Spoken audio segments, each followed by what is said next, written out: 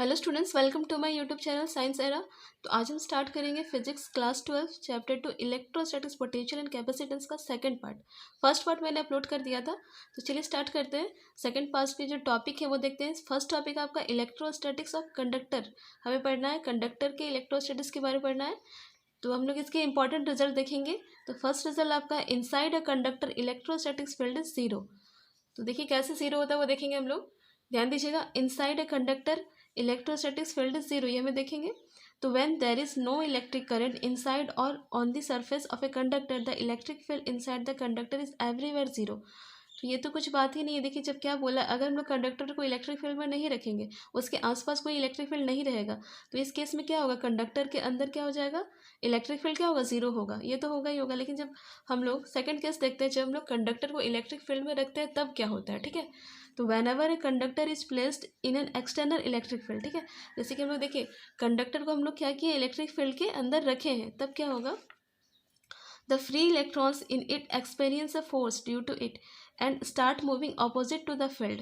और देखिए क्या होता है, यहाँ के जो फ्री इलेक्ट्रॉन्स है वो क्या करते हैं, इसमें फोर्स एक्सपीरियंस होता है, ठीक है। अंदर फ्री इलेक्ट्रॉन्स थे, उनमें फोर्स एक्सपीरियंस होता है, और वो क्या होता है, इलेक्ट्रिक फील्ड के अपोजिट डायरेक्शन में मूव होना शुरू हो जाता है। मतलब आपका नेगेटिव चार्ज क्या हो जाएगा, इधर जमा हो जाएगा एक साइड पूरा, और पॉजिटिव चार्ज क्या होगा, एक साइड जमा हो जाएगा, ठीक है। This movement makes one side of conductor positively charge and other side to negatively charge, ठीक है। तो हमारा ऐसे जमा हो गया। This creates an electric field in the conductor in a direction opposite to the external field called induced field. तो देखिए, जब इस टाइप का जमा हो जाता है चार्ज, इधर पॉजिटिव चार्ज इधर नेगेटिव चार्ज जमा हो गया, तो ऐसे में क्या होगा, कंडक्टर के अंदर आपका इलेक्ट्रिक फील्ड क्रिएट हो रहा है। तो और इलेक्ट्रिक फील्ड का डायरेक्शन क्या होता है, पॉजिटिव टू नेगेटिव। तो हमारा इलेक्ट्रिक फील्ड का डायरेक्शन क्या हो रहा है, इधर हो रहा है, ठीक है। तो हम, और इस इलेक्ट्रिक फील्ड को हमने क्या कहा, इंड्यूस्ड फील्ड, ठीक है, इसको हम लोग इंड्यूस्ड फील्ड कहेंगे। तो अब देखिए, क्योंकि हमारा एक्सटर्नल इलेक्ट्रिक फील्ड का डायरेक्शन इधर हो रहा है, ठीक है, और इंड्यूस्ड फील्ड का डायरेक्शन क्या हो रहा है, इधर हो रहा है, तो दोनों मिलकर क्या करेंगे, जो रिजल्टेंट यहाँ पे इलेक्ट्रिक फील्ड होगा, रिजल्टेंट इलेक्ट्रिक दोनों के द्वारा उसको क्या करेगा, कैंसिल करेगा, और धीरे धीरे कैंसिल करते करते पूरा ही खत्म कर देगा, और इस वजह से अंदर हमारा इलेक्ट्रिक फील्ड क्या हो जाएगा, जीरो हो जाएगा, ठीक है। तो देखिए, therefore the resultant electric field inside the conductor vanishes, तो वो वैनिस हो रहा है, मतलब बार बार खत्म हो रहा है, और एंड फाइनली बिकम जीरो, और पूरी तरह क्या हो जाएगा, जीरो हो जाएगा। इसलिए कंडक्टर के अंदर इलेक्ट्रिक फील्ड क्या होता है, जीरो होता है। आप उसे इलेक्ट्रिक फील्ड में रखें या फिर इलेक्ट्रिक फील्ड में ना रखें, दोनों ही केस में क्या होता है, कंडक्टर के अंदर इलेक्ट्रिक फील्ड जीरो होता है। सेकेंड टॉपिक है, at the surface of a charged conductor the electrostatic field must be normal to the surface at every point।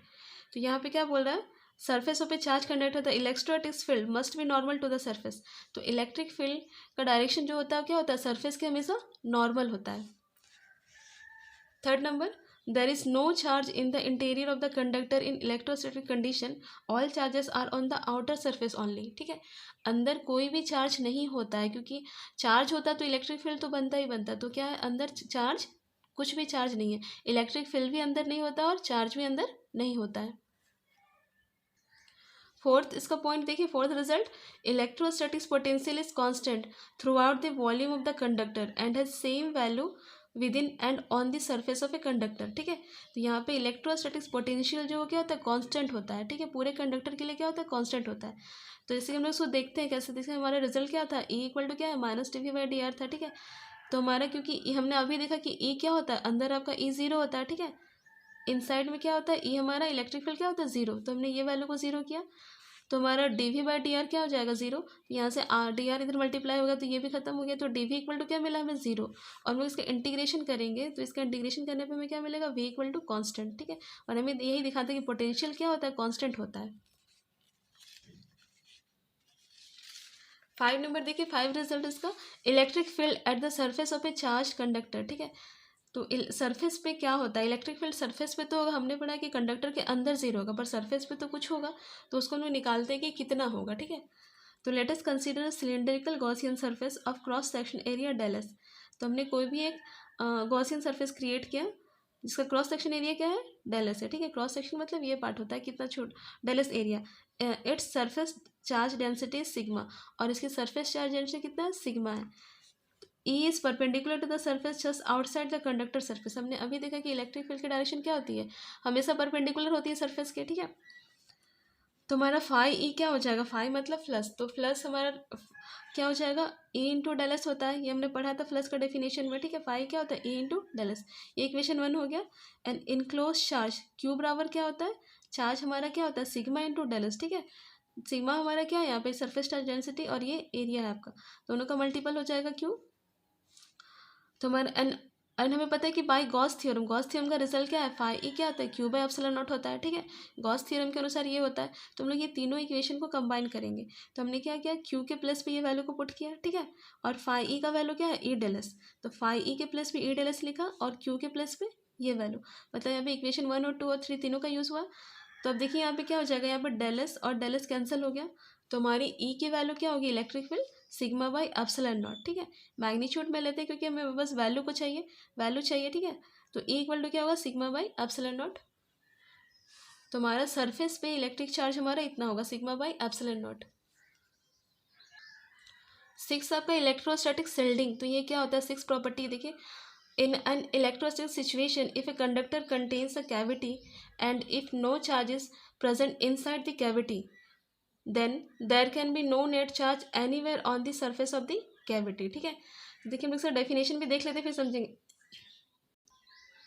इसका डेफिनेशन है the phenomenon of making a resin free from external electric field is called electrostatic shielding, ठीक है। तो एक वैसा resin create करना जो क्या हो, इलेक्ट्रिक फील्ड से हमारा फ्री हो, उसको हम लोग क्या कहेंगे, उस प्रोसेस को क्या कहेंगे, इलेक्ट्रोस्टैटिक शिल्डिंग कहेंगे। अब ध्यान दीजिए होता क्या है, ठीक है। तो जैसे कि हम लोग का हमने देखा कि कंडक्टर के अंदर क्या होता है, इलेक्ट्रिक फील्ड क्या होता है, ज़ीरो होता है। हमने अब फर्स्ट प्रॉपर्टी में ही देखा था कि कंडक्टर के अंदर अगर हम कोई कंडक्टर बना रहे हैं तो उसके अंदर इलेक्ट्रिक फील्ड हमारा क्या हो रहा है, ज़ीरो हो रहा है, ठीक है। कंडक्टर को अगर हम इलेक्ट्रिक फील्ड के, अगर हम लोग बाहर इलेक्ट्रिक फील्ड है भी तब भी कंडक्टर के अंदर इलेक्ट्रिक फील्ड क्या होता है, ज़ीरो होता है। देखिए if A conductor contains a cavity, तो कंडक्टर अगर वैसा कंडक्टर जो अंदर क्या हो रहा है, कैविटी मतलब एक एरिया कंटेन कर पा रहा है, ठीक है, वैसा कंडक्टर जो एक एरिया को कंटेन कर रहा है, तो क्या होगा, no charge is present inside the cavity, और यहाँ पे कोई भी चार्ज प्रेजेंट नहीं है, तो उस केस में क्या हो जाएगा, यहाँ पे इलेक्ट्रिक फील्ड हमारा क्या होगा, ज़ीरो होगा, ठीक है। तो जैसे कि इसका हम लोग एग्जाम्पल से यूज़ देखते हैं तब समझ में आ जाएगा। पहला एप्लीकेशन इसका क्या है, in a thunderstorm it is safe to sit inside a car as E equal to 0 inside the car, ठीक है। जैसे कि थंडर स्टॉर्म मतलब जब हम लोग बिजली कड़कती है, ठीक है, बादल गरजते हैं बिजली, तो क्या होता है इस केस में हम लोग क्या करते हैं, कार में अगर है तो कार के अंदर बैठना ज़्यादा सेफ होता है, क्यों, क्योंकि कार का जो एरिया है वो आपका क्या हो गया, कैविटी का काम कर रहा है, ठीक है। पूरा कार आपका क्या है, कंडक्टर है, और कार के अंदर का एरिया आपका कैविटी का काम कर रहा है, ठीक है, कैविटी है वहाँ पे, तो वहाँ पे इलेक्ट्रिक फील्ड हमारा क्या होगा, ज़ीरो होगा, ठीक है। बाहर आपका इलेक्ट्रिक फील्ड क्रिएट हो रहा है फिर भी अंदर आपका इलेक्ट्रिक फील्ड क्या होगा, ज़ीरो होगा। तो इस केस में हमें अंदर बैठना ज़्यादा सेफ होगा क्योंकि वहाँ पे करंट लगने की कोई भी चांस नहीं होती है। और second application, sensitive electric device are protected from electric field by placing metal shield around them, ठीक है। तो जितने भी सेंसिटिव डिवाइस होते हैं इसमें करंट लगने के डर होते हैं, उसको हम लोग क्या करते हैं, वो हम लोग क्या bye placing metal shield around them, तो उसमें क्या होता है, मेटल से उसको शील्ड करके हम लोग एक एरिया अंदर बना देते हैं ताकि हमें करंट क्या हो, ना लगे। नेक्स्ट टॉपिक है हमारा डाइलेक्ट्रिक्स एंड पोलराइजेशन, ठीक है। तो dielectrics are non conducting substance, they have no charge carriers. तो डाइलेक्ट्रिक्स वैसे सब्सटेंस होते हैं जो क्या होता है, नॉन कंडक्टिंग मतलब उसमें चार्ज कैरीज भी नहीं होता है। तो देखिए इसको हम लोग पोलराइज कैसे करते हैं, डाइलेक्ट्रिक सब्सटेंस को हम लोग क्या करेंगे, पोलराइज करेंगे। देखिए when a dielectric material is kept in an electric field induced a dipole moment bye stretching और रीओरिएंटिंग मॉलिक्यूल्स ऑफ द डाइलेक्ट्रिक, ठीक है। तो जब हम लोग डाइलेक्ट्रिक को हम लोग इलेक्ट्रिक फील्ड में रखते हैं तो उसके अंदर जो भी मॉलिक्यूल्स होते हैं उनमें क्या होता है, उनमें डायपोल मोमेंट स्टार्ट हो जाता है। This result in the development of the net charge on the surface of the dielectric which produce a field that oppose the external field. तो इससे क्या होता है, अंदर हमारे डायपोल के अंदर भी क्या होता है, इलेक्ट्रिक मूवमेंट स्टार्ट हो जाता है, डायपोल मूवमेंट स्टार्ट हो जाता है, जिससे क्या होता है वहाँ पे नेट चार्ज क्रिएट होता है, ठीक है। और इससे क्या होता है, इलेक्ट्रिक फील्ड क्रिएट होता है डायपोल के अंदर, और that opposes the external field, और वो क्या करता है, इलेक्ट्रिक फील्ड जो हमने दिया एक्सटर्नल इलेक्ट्रिक फील्ड उसको क्या करता है, अपोज करता है। तो dielectrics can be classified into polar and non polar. Dielectric को हम लोग दो भागों में बांटते हैं, polar and non polar molecules, ठीक है। देखिए पोलर मॉलिक्यूल्स क्या होता है, पहले पोलर मॉलिक्यूल्स को जानते होता क्या है। A polar molecule in is one in which the centre of positive and negative charges are separated, जिसमें क्या होता है पॉजिटिव और नेगेटिव चार्जेस का सेंटर क्या होता है सेपरेटेड होता है, अलग अलग होता है। तो ये क्या होता है सच मॉलिक्यूल्स है परमानेंट डायपोल मोमेंट, तो इनका जो डायपोल मोमेंट होता है वो क्या होता है परमानेंट होता है, ठीक है। और यहाँ पे ये आपका क्या होता है क्योंकि इसका सेंटर क्या डिफरेंट है, तो इसका जो सेफ होगा वो क्या होगा नॉन सिमेट्री होगा, ठीक है। तो a polar molecule is one in which the centre of positive and negative charges are separated, ठीक है। तो इसमें क्या होता है पॉजिटिव चार्ज और नेगेटिव चार्ज का सेंटर क्या होता है अलग अलग होता है, तो इसलिए इसका जो सेफ होगा वो भी क्या होगा नॉन सिमेट्री होगा। और such molecule have a permanent dipole moment, तो ऐसे मॉलिक्यूल का डायपोल मोमेंट क्या होता है परमानेंट होता है, ठीक है। इसको हम लोग आगे देखेंगे, पहले डेफिनेशन देख लेते हैं पोलर एंड नॉन पोलर का। नॉन पोलर मॉलिक्यूल क्या है, in a non polar molecule the centre of positive and negative charges coincide, ठीक है। यहाँ पे दोनों का सेंटर क्या होता है सेम होता है कोइंसाइड होता है। The molecules has no permanent dipole moment, तो इनका परमानेंट डायपोल मोमेंट नहीं होता है, पर उसको क्या करना क्रिएट करना पड़ता है बनाना पड़ता है, ठीक है। तो हमने देखा कि पोलर के लिए क्या होता है परमानेंट डायपोल मोमेंट होता है, लेकिन नॉन पोलर के लिए परमानेंट डायपोल मोमेंट नहीं होता है। तो देखिए इसके एग्जाम्पल क्या है O2 H2 CO2 और CH4। तो हम लोग देखेंगे the behaviour of a non polar dielectric, तो नॉन पोलर का बिहेवियर हम लोग कैसा होता है वो देखेंगे, ध्यान दीजिएगा। तो इन an external electric field the positive and negative charges of a non-polar molecules are displaced in opposite direction. The displacement stops when the external force on the constituent charge of the molecule is balanced by the restoring force. The non-polar molecule thus develop an induced dipole moment. The the dielectric is said to be polarized by the external field. तो देखिए अंदर क्या होता है इसको लोग figure से समझते हैं।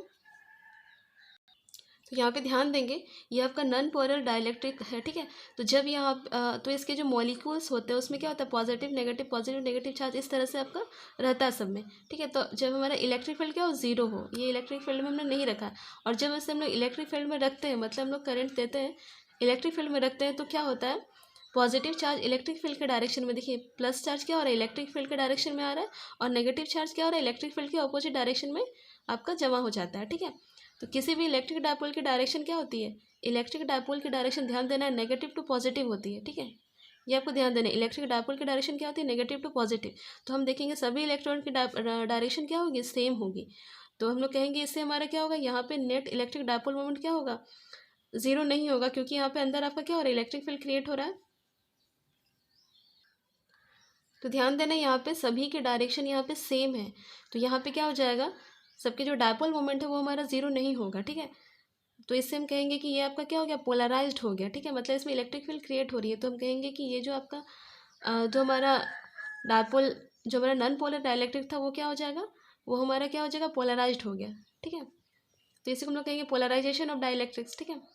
आगे नेक्स्ट देखते हैं the behaviour of a polar dielectrics. Polar dielectrics का बिहेवियर कैसा होता है, तो a dielectric with polar molecules also develop a net dipole moment in an external field, ठीक है, but for a different reason. तो ये भी डेवलप करता है पर इसका रीज़न क्या है डिफरेंट होता है। In the absence of external field the different permanent dipoles are oriented randomly due to thermal agitation, ठीक है। तो यहाँ पे क्या होता है अब्सेंस ऑफ इलेक्ट्रिक फील्ड जब नहीं होता है तो इसके जो मॉलिक्यूल्स है उसका डायरेक्शन देखिए इधर उधर है सबका, ठीक है। लेकिन हमारा नॉन पोलर में क्या था सबका सेम डायरेक्शन सेम था, ठीक है, सब मॉलिक्यूल्स में पॉजिटिव नेगेटिव चार्ज सब अच्छे से और सबका डायरेक्शन बिल्कुल सेम था। पर यहाँ नॉन पोलर डाइलेक्ट्रिक में क्या होता है इसका जो ओरिएंटेशन होता है सबका अलग अलग होता है। So the dipole moment is zero, तो इसलिए यहाँ पे डायपोल मोमेंट क्या होता है जीरो होता है, क्योंकि सबका ओरिएंटेशन तो इधर उधर है, तो क्या होगा इसका डायपोल मोमेंट जीरो है। तो when an external field is applied, जब यहाँ पे एक्सटर्नल फील्ड अप्लाई करते हैं the individual dipole moments tend to अलिंग विथ द फील्ड। तो इंडिविजुअल डायपोल मतलब प्रत्येक सभी अपना अपना क्या करते हैं, जैसे इलेक्ट्रिक फील्ड हम अप्लाई किए तो सभी क्या करते हैं अपना अपना हमारा इलेक्ट्रिक फील्ड के डायरेक्शन में पॉजिटिव चार्ज और इलेक्ट्रिक फील्ड का अपोजिट में क्या होता है नेगेटिव चार्ज, ठीक है। तो सभी अपना अपना डायपोल मोमेंट क्या करते हैं क्रिएट करते हैं, सब अपना अलग अलग करेगा, ठीक है, एक साथ सब में नहीं होगा, यहाँ पे सब अपना अपना करेगा डायपोल मोमेंट क्रिएट करेगा। When summed overall the molecules, जब सबको हम लोग क्या करते हैं सम करते हैं they appear some net dipole moment in the direction of external electric field, ठीक है।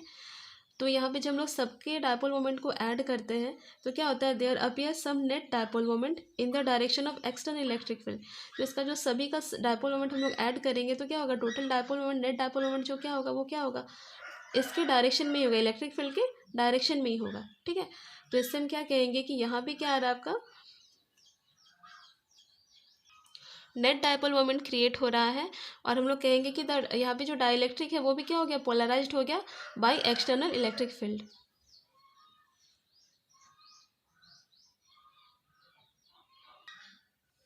नेक्स्ट हमारा कैपेसिटर्स एंड कैपेसिटेंस, ठीक है। तो कैपेसिटर होता क्या है, तो a capacitor is a system of two conductor separated by insulating medium, ठीक है। कैपेसिटर आपका क्या है, एक सिस्टम ऑफ टू कंडक्टर, दो कंडक्टर होते हैं और बीच में क्या होता है, इंसुलेटिंग मीडियम होता है, ठीक है। तो इसका डेफिनेशन हम ले सकते हैं, such a device that can maintain a potential difference storing energy by storing charge is called a capacitor. तो हम लोग कैपेसिटर का डेफिनेशन क्या होगा, एक वैसा डिवाइस तो क्या कर रहा है, पोटेंशियल डिफरेंस को मेंटेन करता है storing energy by storing charges, और चार्ज और एनर्जी को क्या करता है, स्टोर करता है, उसको हम लोग क्या कहेंगे, कैपेसिटर कहेंगे। तो देखिए क्या होता है, when plus Q and minus Q charges are given to two plates of a potential differences develop between the plates. तो ध्यान दीजिएगा कैपेसिटर का आपका फिगर इस टाइप का होगा, एक कंडक्टर ये, एक कंडक्टर ये, इधर प्लस क्यू चार्ज होगा, इधर क्या होगा, माइनस क्यू चार्ज होगा, और दोनों के बीच में जो होगा वो क्या होगा, वो आपका इंसुलेटिंग मीडियम होगा, कुछ भी इंसुलेटर होगा इसके बीच में, ठीक है। देखिए when plus Q and minus Q charges are given to two plates of a potential difference is develop between the plates, और दोनों के बीच में पोटेंशियल डिफरेंस क्या होगा, डेवलप होगा। तो ये क्या होता है, Q is proportional to V, तो यहाँ पे जो चार्ज है वो किसके प्रोपोर्शनल होता है, पोटेंशियल डिफरेंस के। तो हमारा प्रोपोर्शनलिटी हटाएंगे तो कांस्टेंट टर्म लगेगा सी, तो क्यू इक्वल टू क्या होता है, सी वी, और यहाँ पे सी क्या होगा, सी इज कैपेसिटी, सी को हम लोग क्या कहते हैं, कैपेसिटी और कैपेसिटेंस ऑफ ए कंडक्टर, और सी की वैल्यू क्या हो जाएगी, क्यू बाई वी, वी इधर आएगी तो सी की वैल्यू क्या होगी, क्यू बाई वी, और ये सी को ही हम लोग क्या कहते हैं, कैपेसिटी और कैपेसिटेंस ऑफ ए कंडक्टर, ठीक है। तो हमें कैपेसिटर और कैपेसिटेंस के बारे ही पढ़ना है, ठीक है। तो हम सी के बारे में देखते हैं कि कैपेसिटेंस का डेफिनेशन देखते हैं, कैपेसिटेंस होता है क्या, capacitance of a conductor, it is defined as the amount of charge required to raise the potential of a conductor by 1 volt, ठीक है। Amount of charge required to raise the potential, तो potential बढ़ाने के लिए जितने charge चाहिए, कितनी, 1 volt potential बनाने के लिए जितने अमाउंट ऑफ चार्ज चाहिए, वही हम लोग क्या कहते हैं, कैपेसिटेंस, ठीक है, कैपेसिटी या फिर कैपेसिटेंस ऑफ कंडक्टर। यहाँ पे ध्यान देना है, नोट है C is independent of Q and V.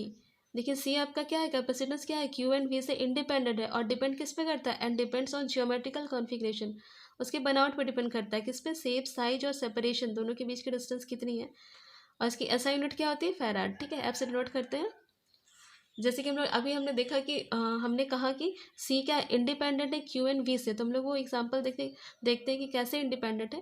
देखिए capacity of an isolated sphere, हम लोग स्फेयर का कैपेसिटी निकालते हैं कितना होता है। देखिए consider spherical conductor of radius R and charge Q, हमने एक कैपेसिटर हमने कंसीडर किया जिसका रेडियस कितना है, आर है, और चार्ज इस पर कितना है, क्यू है। तो हमें पोटेंशियल डिफरेंस का फॉर्मूला वी इक्वल टू क्या होता है, 1/4πε0 क्यू बाई आर होता है, ठीक है। और हमने अभी देखा कि सी इक्वल टू क्या होता है, क्यू बाई वी, तो हमने क्यू के प्लेस पे ये वैल्यू को पुट करेंगे, सॉरी भी का वैल्यू है तो भी के प्लेस पे पुट करेंगे, क्यू हमारा यही रहेगा, और भी के प्लेस पे हमने क्या किया, ये वैल्यू को पुट किया। तो हमारा देखिए यहाँ पे क्यू एंड क्यू कैंसिल हो गया, तो हमारा क्या बचेगा, ये सारा टर्म नीचे है तो सारा टर्म क्या आ जाएगा, ऊपर चला जाएगा।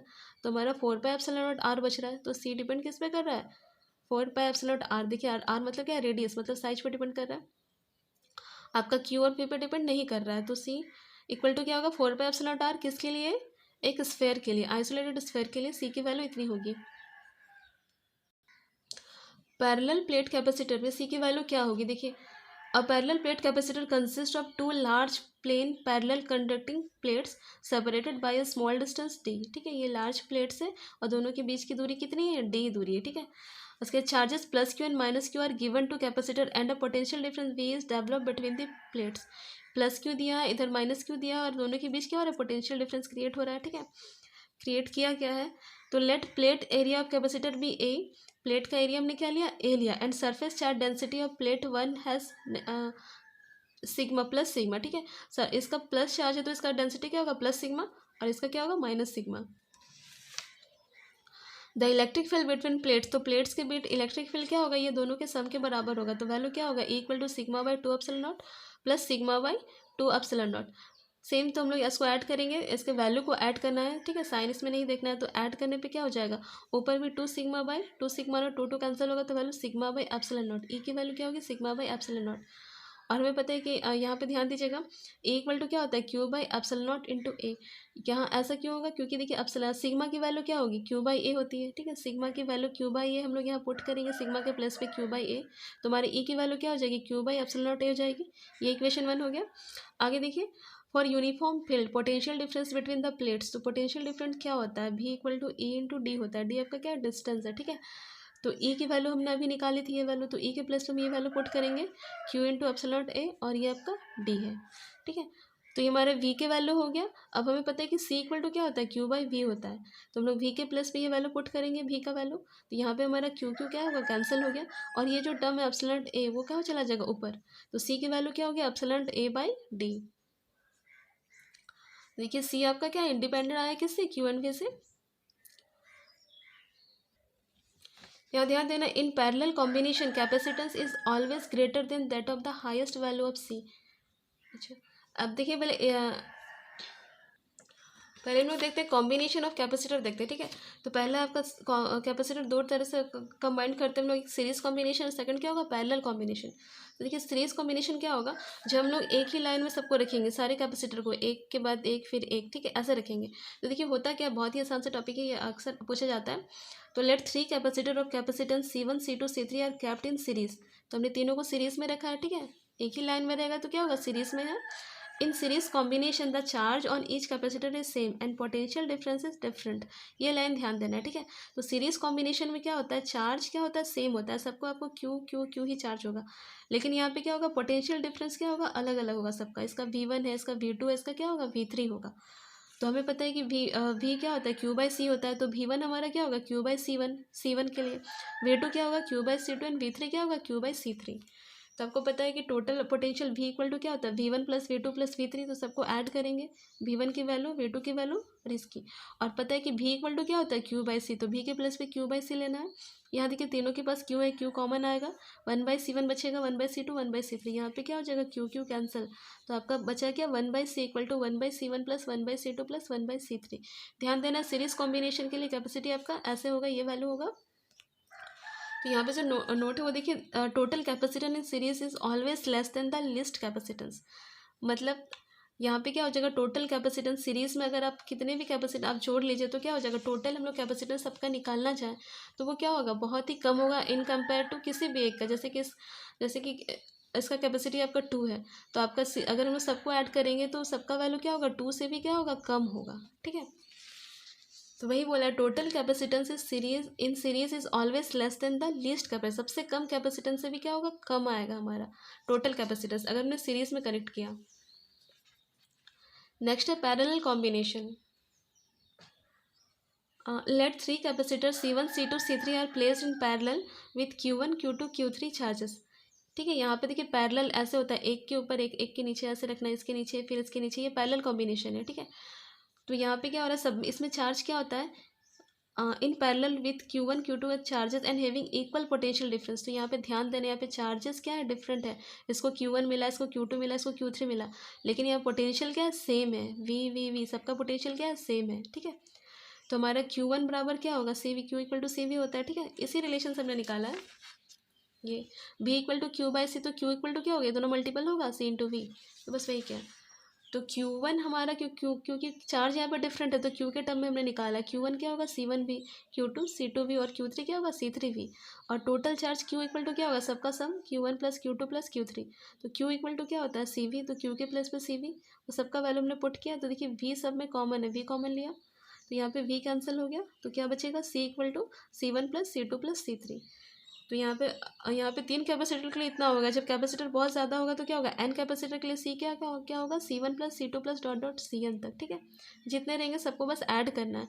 तो पैरेलल कॉम्बिनेशन में क्या करना है, कैपेसिटी सबका ऐड हो जाएगा। तो यहाँ देख के ही लग रहा है क्या कि यहाँ पे क्या हो रहा है, इसका कैपेसिटेंस बहुत ज़्यादा होगा, हम लोग पैरेलल रखते हैं तो इसकी जो कैपेसिटी होगी सभी की ऐड करने पर क्या होगी, बहुत ज़्यादा होगी। तो उसी लाइन को हमने लिखा, in parallel combination capacitance is always greater than that of the highest value of C, क्योंकि सबको ऐड करना है तो बहुत ज़्यादा होगा। अब नेक्स्ट हमारा energy stored in a capacitor. तो कैपेसिटर में कितना एनर्जी स्टोर होता है देखिए, तो work done in charging the capacitor is store as is electric potential energy, ठीक है। तो हमारा क्या हो रहा है, वर्क डन जो भी हो रहा है वो क्या हो रहा है, वो जमा हो रहा है किस फॉर्म में, पोटेंशियल एनर्जी के फॉर्म में। तो suppose during the charging of a capacitor its potential at any instant is given by V equal to क्या है हमारा, क्यू बाई सी है। ठीक है, किसी भी इंस्टेंट में मतलब किसी भी समय में भी की वैल्यू क्या है, क्यू बाई सी है। Since a small amount of work done is adding a charge D Q, अगर हम लोग स्मॉल वर्क और करेंगे तो चार्ज ऐड होगा डी क्यू, तो हम डी डब्ल्यू इक्वल टू क्या लिखेंगे, वी इंटू डी क्यू लिखेंगे। ठीक है, क्योंकि ये हमारा रिजल्ट है कि डब्ल्यू इक्वल टू क्या होता है, वी इंटू क्यू होता है, तो डी डब्ल्यू क्या होगा, वी इंटू डी क्यू होगा। तो यहाँ पे वी की वैल्यू हमारी क्या है, क्यू बाई सी, तो वी के प्लेस पे क्या पुट करेंगे, क्यू बाई सी। तो डी डब्ल्यू हमारा Q by C D Q हो गया। अब देखिए टोटल वर्क डन की बात करते हैं, हमने स्मॉल वर्क किया था, अभी total work in giving a charge Q, तो हम चार्ज कितना बढ़ा रहे हैं, क्यू तक बढ़ा रहे हैं। ठीक है, तो देखिए हम लोग अब स्मॉल क्यू भी यूज़ कर सकते हैं। तो टोटल चार्ज के लिए क्या करते हैं, इंटीग्रेशन करते हैं। तो integration of D W equal to, यहाँ पे सी कांस्टेंट है तो कांस्टेंट अब बाहर आ जाएगा, integration of zero to Q into Q D Q अंदर रहेगा। ठीक है, अभी देखिए इंटीग्रेशन का ये रिजल्ट होता है, इंटीग्रेशन क्या होता है, integration of x D x का वैल्यू क्या होगा, यहाँ पे ऐड होता है। ठीक है, एक्स का पावर वन है तो वन प्लस वन, तो एक्स का पावर कितना हो जाएगा, एक्स का पावर टू, और यहाँ जो लिखते हैं वही आपको क्या लिखना है, नीचे भी लिखना है। ठीक है, तो वही रिजल्ट हम लोग यूज़ करेंगे। तो क्यू का पावर कितना है, वन है, तो ऐड करेंगे वन प्लस वन, तो क्या होगा, क्यू स्क्वायर बाई टू। और कहाँ से कहाँ तक, जीरो टू क्यू, तो जीरो टू क्यू लिखा हमने। तो हम ये आपका रिजल्ट है, यहाँ जो वैल्यू होता है उसको क्यू के प्लस से पुट करेंगे तो क्या हो जाएगा, क्यू स्क्वायर बाई टू होगा। और ये सी को हमने अंदर मल्टीप्लाई कर दिया, और ये आपका क्या करना है, एक बार क्यू पुट करना है, एक बार जीरो पुट करना है। तो जीरो पुट करने से तो आप कुछ वैल्यू नहीं होगा, तो वो नहीं लिखा हमने, ओनली क्यू पुट किया। तो हमारा work done W equal to क्या हो गया, Q square by two C. अब यहाँ पे थोड़ा ध्यान देना है, तो हमारा डब्ल्यू ही हमारा क्या है, हमने बताया था कि डब्ल्यू ही हमारा स्टोर होता है किसमें, पोटेंशियल एनर्जी के फॉर्म में। तो डब्ल्यू को हम लोग यू लिख सकते हैं। ठीक है, ये आपका पोटेंशियल एनर्जी को डिनोट करता है। तो u equal to Q square by two C हमें मिल गया। ये रिजल्ट आप यहाँ तक करके दिखा सकते हैं, या फिर देखिए इसको हम लोग कैसे लिख सकते हैं, u की वैल्यू वन बाई टू को कॉमन लिया और एक q को इधर लिखा और q बाई सी लिखा इधर ऐसे। ठीक है, बस इसी को, और q बाई सी हमारा क्या होता है, v होता है। तो हम लोग u equal to half q into V भी ले सकते हैं, ये भी एक रिजल्ट है। या फिर ध्यान दीजिएगा, या फिर हमने क्या किया, ऐसे रिजल्ट से हमने सी ऊपर नीचे मल्टीप्लाई किया। ठीक है, सी मल्टीप्लाई करेंगे तो यहाँ भी क्या होगा, सी स्क्वायर हो जाएगा, तो क्यू बाई सी का होल स्क्वायर लिख सकते हैं हमें, तो सी बाई टू। ठीक है, और क्यू बाई सी हमारा क्या होता है, क्यू बाई सी हमारा वी होता है, तो क्यू बाई सी के प्लेट पे क्या किया, वी पुट किया। तो हमारा एक रिजल्ट और मिल गया, यू इक्वल टू क्या होता है, half C we square.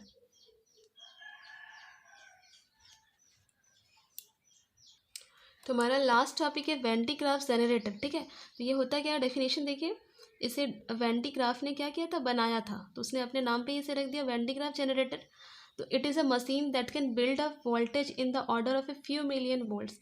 The resultant electric field are use to accelerate charge particle. तो चार्ज पार्टिकल को एक्सेलरेट करने के लिए यहाँ जो हमारा वोल्ट बना उसका हम लोग यूज़ करते हैं। ठीक है, जो भी वोल्टेज यहाँ से क्रिएट हुआ उसका यूज़ किया किस में होता है, चार्ज पार्टिकल को एक्सेलरेट करने के लिए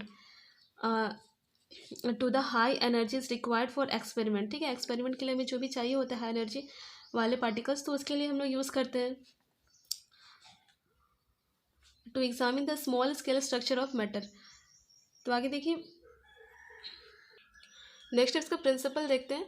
तो it works on the principle, तो किस प्रिंसिपल से वर्क करता है, तो कि फर्स्ट आपका कोरोना डिस्चार्ज और शार्प पॉइंट एक्शन। ठीक है, तो कोरोना डिस्चार्ज मतलब क्या होता है, कॉर्नर पॉइंट। ठीक है, कॉर्नर पॉइंट से क्या होता है, डिस्चार्ज ज़्यादा होता है, क्योंकि कॉर्नर पॉइंट में क्या होता है, चार्ज की डेंसिटी क्या होती है, ज़्यादा होती है। तो सेकेंड है net charge goes to outer face of the conductor, और जो भी चार्ज हमारा हो गया वो क्या होगा, कंडक्टर के आउटर फेस पे जाता है। ठीक है, तो दो प्रिंसिपल पे काम कर रहे हैं, कोरोना डिस्चार्ज, और इसी को क्या कहते हैं, शार्प पॉइंट एक्शन कहते हैं, और एक net charge goes to outer surface of the conductor. इसका कंस्ट्रक्शन हम लोग देखते हैं, ध्यान दीजिएगा, कंस्ट्रक्शन और वर्किंग देखेंगे। तो इसका कंस्ट्रक्शन देखिए, it consist of a large conducting shell mounted on insulating stand inside inert chamber. तो ये जो पूरा एरिया, ये आपका क्या है, ये आपका क्या है, स्फेयर है। ठीक है, स्फेयर है, और ये आपका स्टैंड के अंदर क्या है, ये इंसुलेटिंग स्टैंड है, स्टैंड में क्या है, रखा हुआ है, और ये पूरा पार्ट आपका क्या है, एक चैम्बर के अंदर रखा रहता है। तो चैम्बर के अंदर क्यों रखते हैं वो हम लोग बाद में देखेंगे। तो there are two metallic comb C1 and C2 called spray and collecting comb respectively. यहाँ पे दो कॉम होते हैं, ये C1 ये C2। C1 को क्या कहते हैं, स्प्रे, और C2 को क्या कहते हैं, कलेक्टिंग कॉम कहते हैं। C1 is connected to high tension source and C2 is connected to the cell.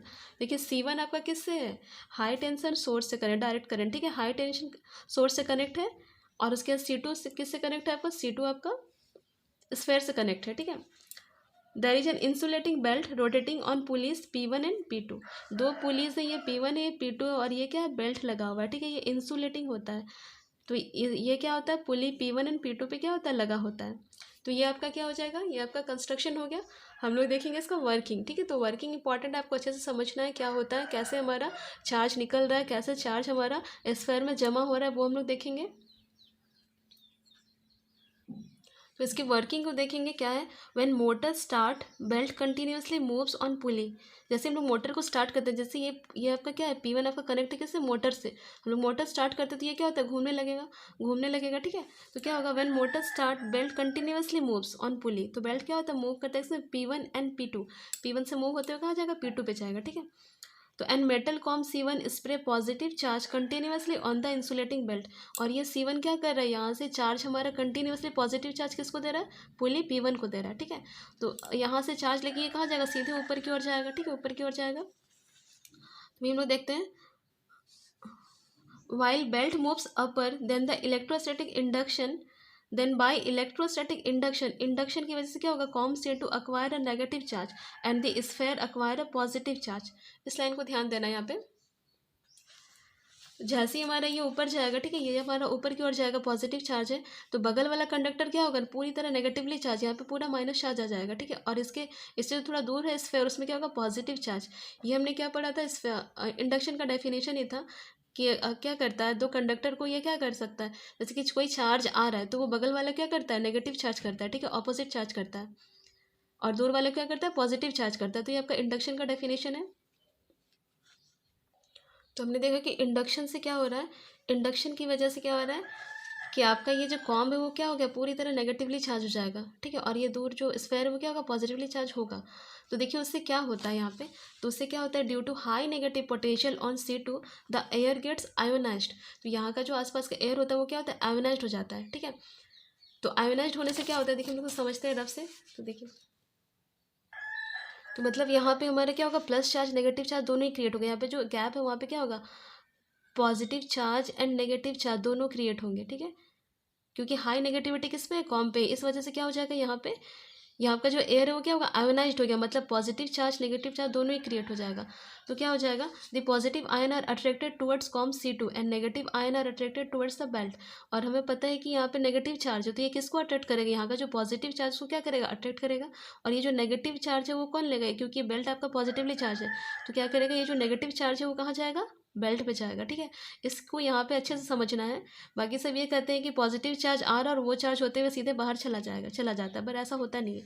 जो पॉजिटिव चार्ज आ रहा है वो क्या करता है, वो कॉम को क्या करता है, कॉम पे, और ये इंडक्शन की वजह से क्या होता है, कॉम पे नेगेटिविटी मतलब हाई इलेक्ट्रोनेगेटिविटी क्रिएट होता है, ठीक है, नेगेटिव चार्ज क्रिएट होता है, और बाहर स्फीयर पे पॉजिटिव चार्ज क्रिएट होता है। तो यहाँ कॉम पे जो हाई इलेक्ट्रोनेगेटिविटी आ गया उसकी वजह से तो यहाँ पे जो एयर है वो क्या होता है, आयोनाइज्ड हो जाता है, मतलब वहाँ पे plus charge minus charge develop हो जाता है। तो ये जो प्लस चार्ज है उसको खींच लेगा, क्योंकि ये क्या है, नेगेटिव है, ठीक है। और हमें पता है कि नेगेटिव और पॉजिटिव में क्या होता है, अट्रैक्शन होता है, तो इसको ईजिली क्या होगा, खींच लेगा। और ये बार बार ये पॉजिटिव चार्ज को खींचता हो जाएगा, और बार बार खींचने का में ये चार्ज क्या धीरे धीरे आते हैं, बाहर आते हैं, और ये स्फीयर पे क्या होता है, फैलने लगते हैं, ठीक है। ये सारे पॉजिटिव चार्ज को ये बार बार खींचता जाएगा और ये क्या होते हैं, आपके स्फीयर पे फैल जाएंगे। और नेगेटिव चार्ज को कौन लेगा, ये बेल्ट लेगा, ताकि प्लस माइनस क्या करेगा, कैंसिल हो जाएगा, और न्यूट्रल, मतलब इसके आगे जब बेल्ट आपका मूव करता है तो क्या होता है, न्यूट्रल होता है, मतलब इसमें कोई चार्ज नहीं होता, क्योंकि यहीं पे आपका क्या हो गया, ये आपका पॉजिटिव और नेगेटिव मिलने की वजह से क्या हो गया, यहाँ पे न्यूट्रल बन गया, न्यूट्रलाइज हो गया बेल्ट, ठीक है। तो उसके बाद फिर से ये राउंड करके नीचे आता है, फिर से आपका पॉजिटिव चार्ज लेता है, और फिर यहाँ आके फिर वो प्रोसेस, सेम प्रोसेस बार बार क्या हो रहा है, रिपीट हो रहा है। तो आगे हम लोग देखते हैं, देखिए, the positive ion are attracted towards comb C2 and negative ion are attracted towards the belt. हमने देखा, and neutralise the positive charge on the belt, belt को क्या करता है, न्यूट्रल कर देता है। Therefore while the belt comes downward it has no charge. तो बेल्ट जब नीचे आता है उस पर क्या होता है, कोई चार्ज नहीं होता है, और यही प्रोसेस क्या होती है, बार बार चलते जाती है। Therefore each and every time the positive charge on sphere will goes on increasing.